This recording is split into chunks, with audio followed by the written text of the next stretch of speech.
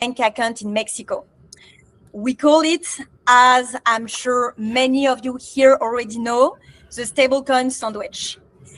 By the end, you'll see the balances, you'll see the audit trail, and even what happens when a settlement comes back wrong. And why we're presenting this session today, we are seeing a growing number of requests from clients, from partners, around use cases involving stablecoins, driven partly by the recent shift in regulatory frameworks with MiCA in Europe and the Genius Act in the US, and also partly by the real advantages stablecoin bring, so on cost and on speed. The flip side is that they add a new layer of complexity at the ledger level. And that's exactly why we wanted to build this webinar around this case. With that, let me hand it to the person who's actually going to build it, Finn, our solution engineer at Formance based in New York. Finn, over to you. Yep, great. Thank you for the setup, Ansible. Today, as Ansible said, we'll be walking through a stablecoin sandwich flow. I'll be presenting, sharing my screen throughout this. And we're going to put ourselves in the shoes of a fictional company called RemitCo in this case. 1 second here. I will share my screen and then we can get started. Can everyone see my screen? Yes. Perfect. So today I'm going to be sharing a UI that will help us visualize different ledger flows using the Formance system. This can be extrapolated to be thought of in various different ways. In this case, we're going to put ourselves in the shoes, as I mentioned, pretending we're the company RemitCo. Now, the goal of RemitCo is they take in money from US businesses that might want to pay out suppliers in Mexico. Now, the suppliers want to get paid in Mexican peso, and the companies in the US only have USD, let's say. And so what RemitCo does, they'll handle everything in between. They'll take in that USD payment, and then eventually the end goal is they want to pay out in Mexican peso. The way they'll do this is they're going to create something called the stablecoin sandwich, as Ansible mentioned. That's where they convert the USD to USDC, a stablecoin backed by USD.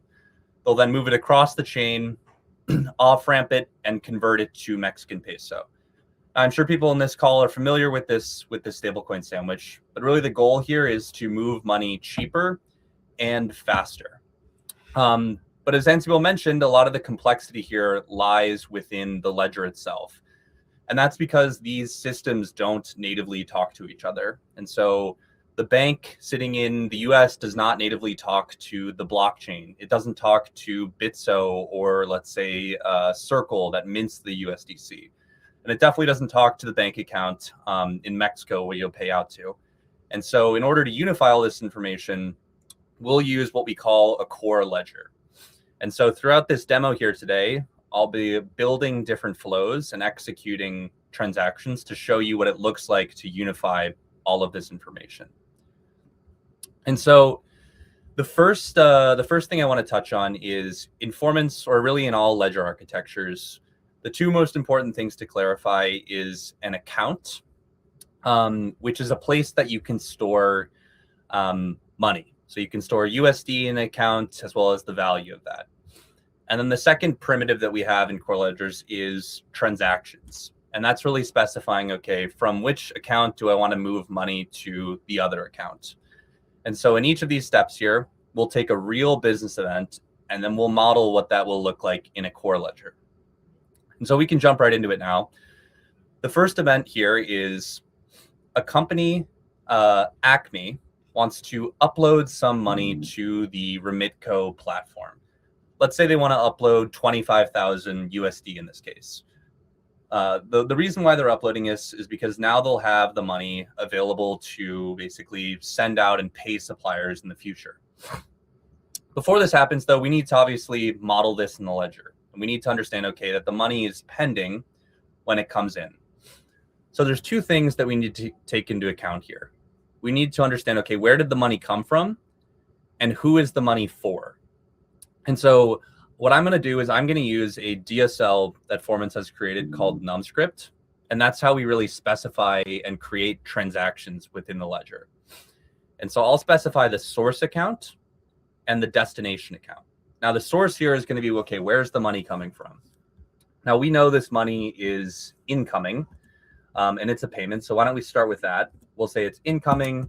This is a payment. We'll call it payments. And then finally, the method in which it's incoming, that's going to be a wire, let's say. Now the destination here, we know it's actually associated to a business. The business is going to be Acme in this case. The purpose of that is maybe it's for funding. They're funding their account here. And we know that it's going to sit eventually in a bank account on our platform. Maybe that bank account is JP Morgan. We'll title it JPMC. And since the money doesn't move in real time, let's say, we're going to mark it as a pending status right now. Lastly, finally, we need to tell it, okay, what's the asset we're moving here? Now, this company, Acme, is based in the US. They want to pay a supplier in Mexico. They have USD on hand. USD operates in cents. And so I can go ahead and tell Numscript, I want to do a /2, and that will tell us, okay, we're working with cents in this case. And in this step, they're uploading 25,000 USD. And so since it's cents, I'll add 2 extra zeros. And now we can see what's happening here. I'm moving from this incoming method wire, and I'm marking it as pending for this specific business, Acme. Now you'll notice the pattern here in these accounts is that it's a bunch of different segments that are separated by colons. The reason why we do that in Formance is because it allows us to think about these accounts more hierarchically. And so when I run this step, what this will do is it'll execute a ledger transaction live on the ledger. And now I can see that this account has been created. And what we're doing is we're viewing this more like a tree. And so I can see under businesses, we have Acme, and I can see exactly what the pending funds are for this specific business here. And then I can also see, okay, where did the money come from? I see it's a wire in this case. And so obviously this is just one business uploading funds. But if we were to have many others, you'd be able to see sort of the effect of having that hierarchical nature. So now that we've marked the funds as pending, the next step that typically happens in the real world is the bank says, okay, these funds have settled and they're now available for spending. So Acme has initiated the upload. They're now waiting for the funds to settle, and now the funds have actually settled. What we need to do is we need to mark this on the ledger that the funds are actually available. And so, as you can probably already think, we already know what the source is going to be. That's going to be this pending account here. So we know we need to move some money out of this pending account and into a available account. So how do we really mark that? What we can do is we can take the same start, businesses, Acme, funding. It's still funding. It's still in JP Morgan. But instead of ending with pending, we can end with available. And all I'm going to do is I'm going to edit once again. The asset is going to be USD. USD works in cents. And the amount here is going to be 25,000 again. So you might be asking yourselves, okay, if money didn't actually move here, and this is really just a status change, why are we moving from a pending account to an available account? Since these aren't really physical accounts in the real world. The idea behind that is we want to build an immutable audit trail in the ledger. And that's really one of the core principles of a core ledger. And so when I make a movement in the ledger between pending and available, what I've created is a log in the ledger that specifies the exact moment in which we moved from pending to available. So that when an auditor comes knocking on the door, we can tell them exactly when this happened, maybe why it happened. And actually even better for customers in the future using the platform, when they come into the system, you can now say, okay, this is the last transaction that executed for this specific payout, and you can understand the exact state that it's sitting in. So really it's a reportability goal. And lastly, you'll see in this Numscript here, which is just once again a way to execute transactions in a ledger. You'll notice that down here, I have the ability to add metadata to the transaction. So this is another really important piece of a ledgering system. You want to be able to tag transactions with different metadata. And so in this case, I'm tagging this with an event type, which is funding settlement.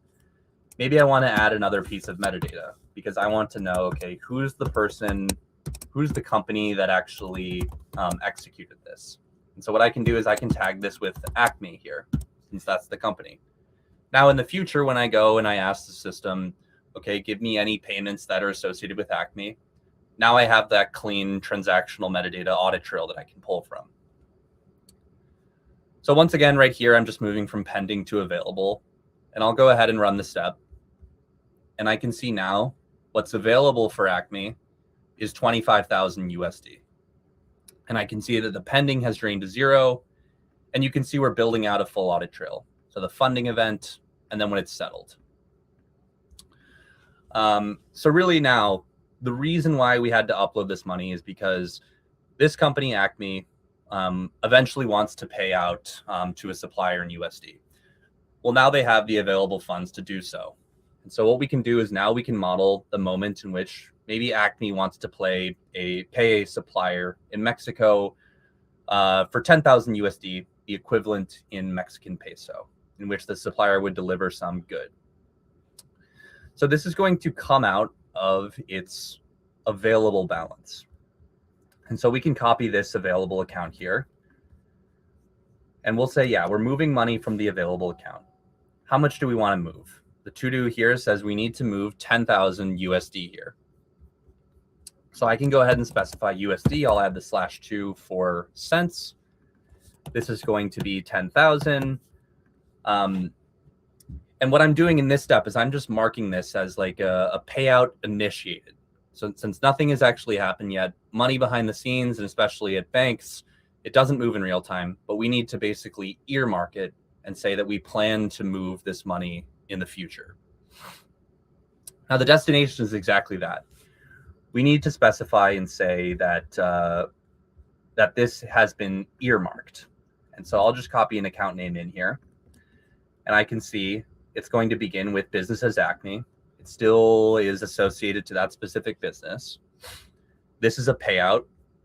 And now one of the cool parts here is that I can actually add an ID for this specific payout. Let's call it P001.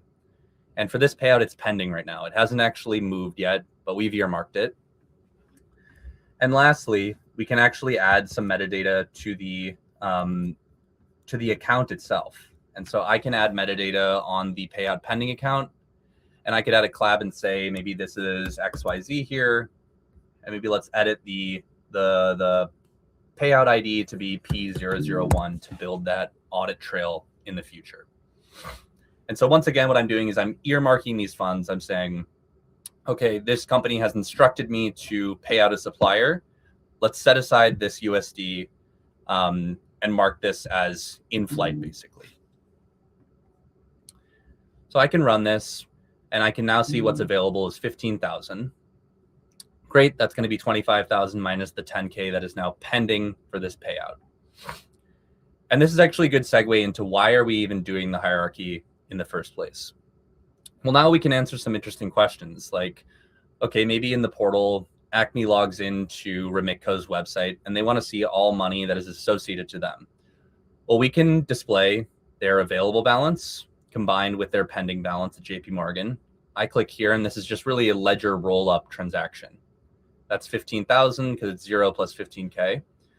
And now I can maybe even click on this, and it's going to execute an API query to sum up the pending payout that's in flight, as well as what's available to them.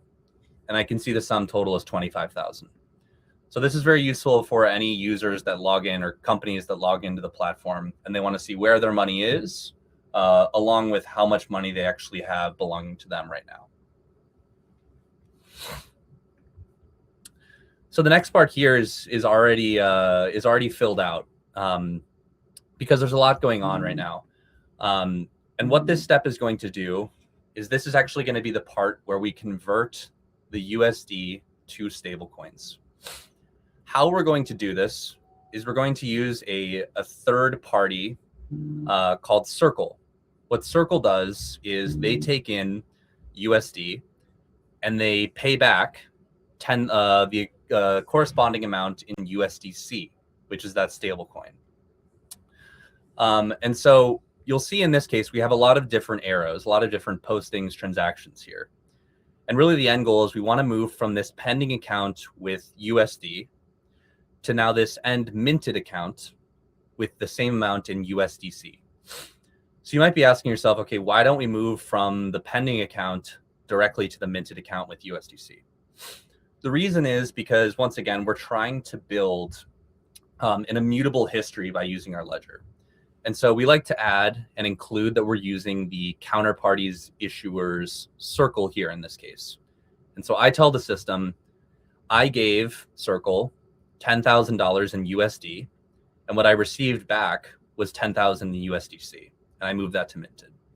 Okay, great. Now we understood that we're using Circle as the issuer, and that's clearly stated in our system. But now the next question is, okay, why do I have this virtual intermediary account for the exchange? Once again, the reason is because we want to track more information in the ledger. And so by using this account here, I can add some information about this specific exchange that we had. And so in this case, I could say that the mint rate we obtained was 1 USD for 1 USDC. The status is maybe settled. And then I could add in maybe other metadata for fees, for time, for anything I please there. Along with this, I can add some transactional metadata.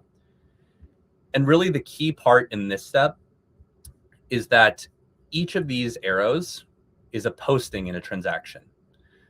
And we want to make sure that all of them will be executed atomically, meaning that everything is executed successfully or nothing is executed. And so that's really a feature, a very necessary and important feature of any core ledgering system. The last thing you want to happen is that you move 10,000, you mark 10,000 as moved to Circle, and then you forget to, or some error happens and you haven't ledgered that the USDC you've received back. And so by default, that is handled in Formance. The last thing here is that you want to have the ability to ledger not only one type of asset, but any really type of asset. And so you'll notice in this flow, I'm ledgering both USD and USDC in this case. And so when I run this, I can now see that I've created this minted account and it holds USDC for this user. And so when I perform the same rollup for Acme, I can now see a breakdown in USD as well as USDC. And so no longer do I need to reach out to Circle and see, okay, what is my USDC balance? And then reach out to JP Morgan and see what is my USD balance for Acme. I query the ledger and it reports back both balances to me directly.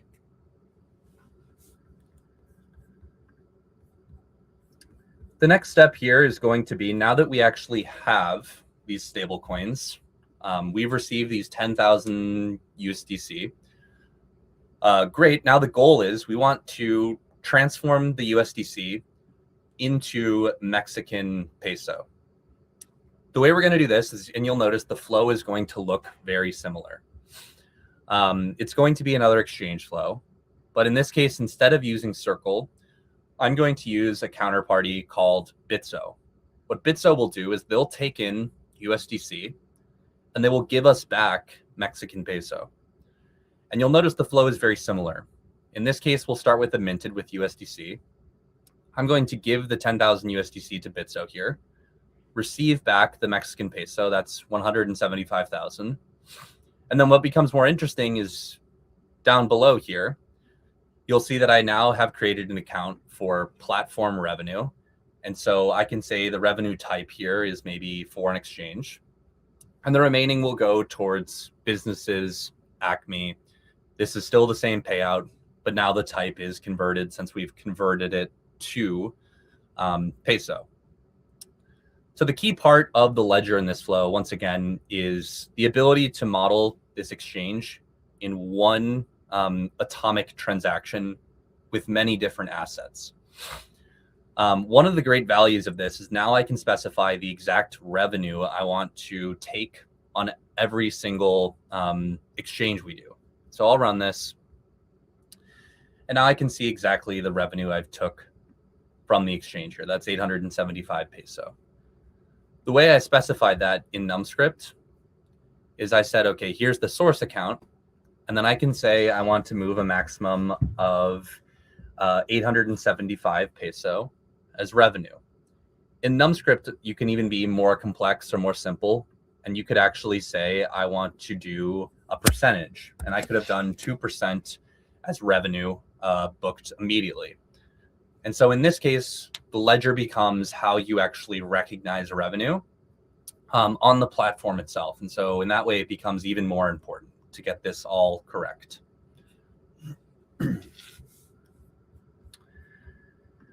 Finally, the last step here is going to be when we pay out the supplier.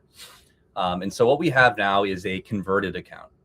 And so you'll see here under Acme, if I sum it up again, I now have a balance in Mexican peso, USD, and USDC. For this specific payout, I can see that it went from pending to minted. Now it's converted with the Mexican peso. I now want to finish this out, and I'll use the SPEI rail in Mexico to pay this out. And so what I'll do is I'll move from the converted account to now an external SPEI account, and then maybe I'll attach an ID to that specifically. And you'll notice this is going to be a much simpler transaction compared to those that we executed earlier, the exchanges. So when I run it, we can see that converted now has 0 MXN, and now the external SPEI has that 174,125 Mexican peso. And so once again, each of these steps that I've executed correspond to a real business event. So what happens in the real world is that these events happen. So let's say someone initiated a payout. This company, RemitCo, would then call off to the ledger and record it. What that does is it enables you to have a very hierarchical and organized way to think about and view these the flow of funds. So now that we've actually completed this, we've built an audit trail over here. So we can see from business funding all the way to Mexican payout. This becomes important for a variety of reasons that I mentioned. One being auditors knock on the door. They say, okay, what is the balance of this account at this moment in time and why? Now you can answer that question instantaneously by using the API. Another question you'd be able to answer, which becomes very important, is let's say another company, Walmart, logs on to RemitCo's platform. Maybe they have 15 different payments that maybe haven't settled yet. Now they can ask the system, and you'd be able to ask the ledger on RemitCo and say, okay, where is my payment right now for payment 5? You could then list the transactions, pull the most recent one, and then display back the state. You'd also be able to answer questions like, okay, what is the total amount of payments across all customers that are in pending status? And I've seen working with some customers at Formance, this becomes a very powerful query for the FinOps team. Now you can log on and you can say, okay, list me any accounts that are in pending status that maybe have a balance of greater than 0. Like give me those accounts, and now we can have our FinOps team go in and investigate exactly why the balance is greater than 0, and maybe they can manually resolve those and continue to build the audit trail there. Lastly, the final key part of the ledger here is the ability to think about and use point-in-time balances. What that means is we can go and we can step back, basically time travel back to a different moment in time. So maybe I want to see what the state of the ledger was between transaction 1 and transaction 2. If I click here, I can now see at this moment in time, the pending balance for Acme was 25,000 USD, and nothing was available to them. They had wired in 25,000 as well. Maybe I want to skip ahead to after 2 completed. Now I can see that now it's available for them. So what that does is it provides a better UX. You can now have, you can expose this directly to your users, to auditors, whoever really you want to use this information for, but it becomes a very powerful tool in which you've organized your data. So yeah, that is the demo that I had prepared today. Hopefully it cleared up some questions, and in the follow-up after this webinar, you'll receive a link actually to this, to the demo itself, where you can play around with this stuff directly, even execute Numscript and see how you might want to ledger it for yourself. And in this case, we looked at the stablecoin sandwich because it's a popular flow. It works with many different assets, currencies across independent systems. But a core ledger can be flexed to work and flex to work and figure out other flows as well, different companies, neobanks, fintechs. Really, this is just one example to highlight what is possible with using the ledger. So I'll pass it over to Ansible to start seeing if we get any questions in the chat. Oh, good. And thanks a lot, Finn. We'll open the floor for questions in just a moment. But first, we'd love to hear from all of you. How many financial systems do you have now that don't talk to each other? So you should see a poll on your screen now. Let me see if we start having some results up. Olivia, I think I would need some help here. Oh, no problem. Okay.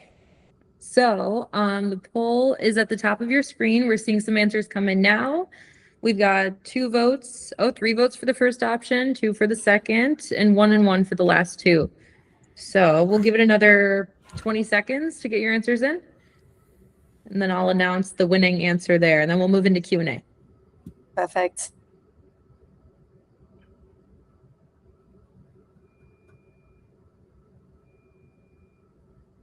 Okay. All right, I'll give it 5 more seconds.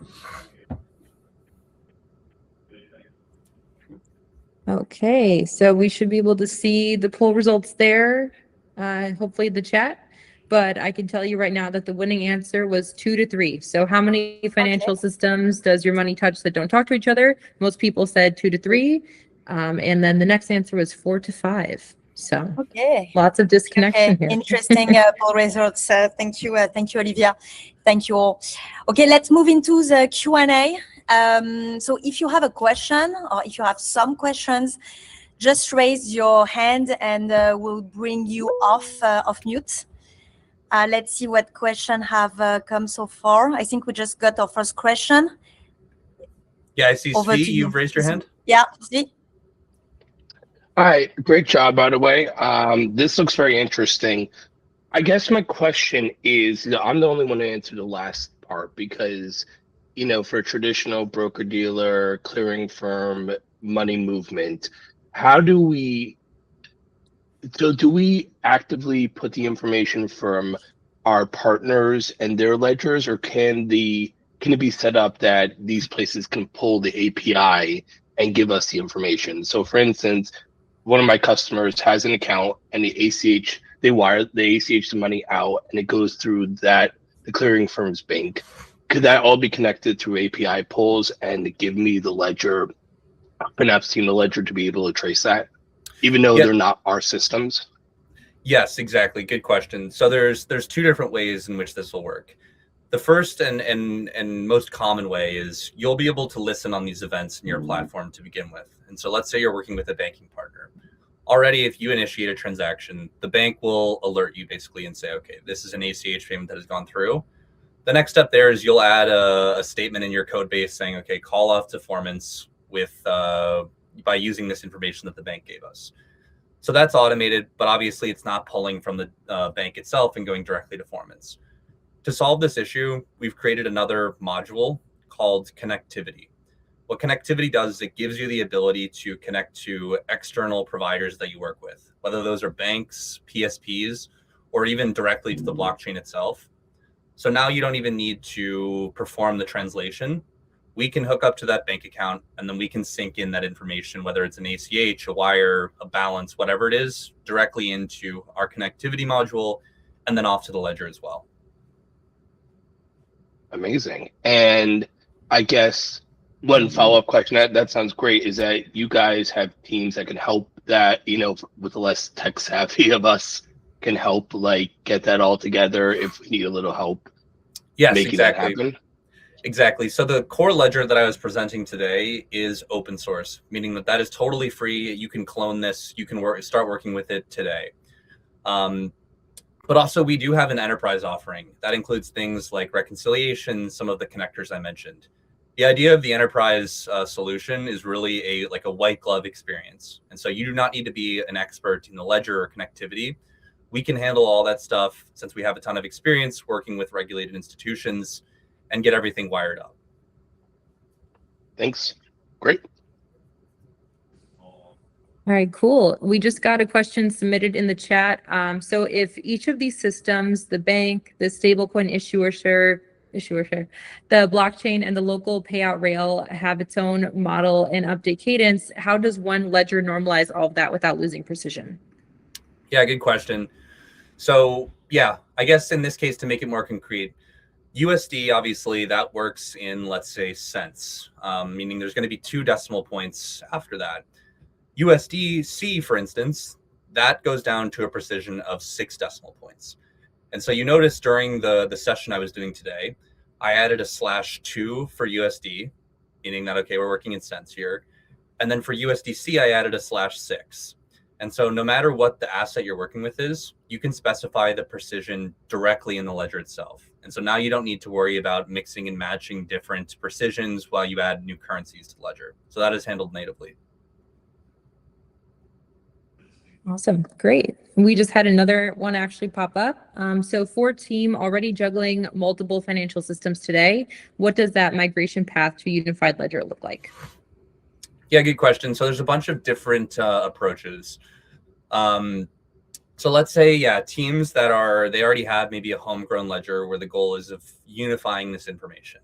They have those transactions written to their homegrown ledger. The idea is now we want to migrate it to something that's more organized, like a core ledger that Formance provides. A couple different options here. You could basically migrate transaction by transaction to the new ledgering system, being Formance in this case.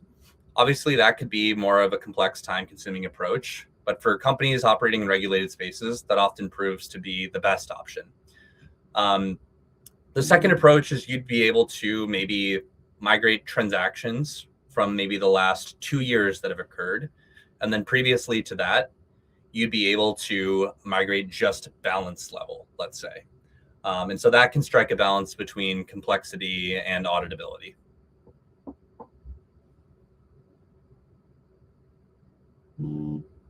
Okay, looks like we got a question in the chat, Finn. Do you see that there? Yes, I see it. Yeah, it's from Richie. Yeah, so any tips on how do you design these account patterns? Yeah, good question. Yeah, the goal is there's a couple different principles that we use. And if you notice during the chat, the demo here, the goal of these accounts is to be self-descriptive.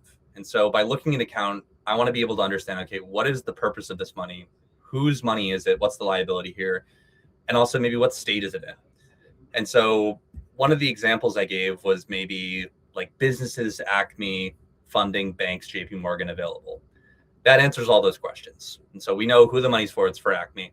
We know where it's sitting. It's sitting in a JP Morgan bank account, and the status is pending.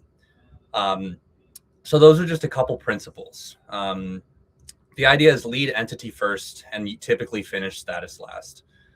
So that can point you in the right direction. Really, the goal also is like if you peruse the docs on the Formance website, it will go over different use cases as well as the patterns that we recommend.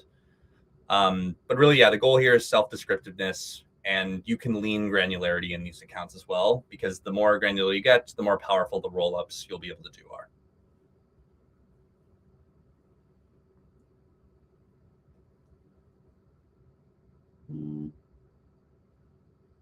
Yeah, good question from Gordon in the chat. Is there a plan to make migrations easier? Yes, so that is on the roadmap right now. So the idea is right now you can create a schema in Formance. That's a way to define your chart of accounts, transaction templates, and even queries too. And yeah, so as Richie had mentioned, like, yeah, it can be painful in the future to maybe migrate between a differing account if you want to change in the future. And so our plan now is if we create a schema and we update it slightly, now we've created 2 different schemas. What we're planning on doing in the future is basically automating this migration, where no longer you no longer have to worry about the complexity of the migration. You specify the 2 schemas, and then the migration can be performed by Formance. I don't have an exact date on when this will be available, but it is on the roadmap now.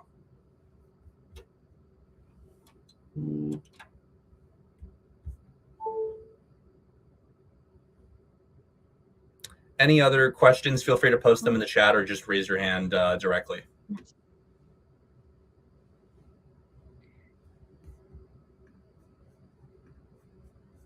All good then. I don't see any other questions. So yeah, let's wrap this first session, this first webinar. Thank you all for spending this time with us, and thanks to Finn also for building this demo live. Yeah, this is, as I mentioned, this is the first of many, so we hope to see you again soon, and we'll share also more information by email right after this webinar.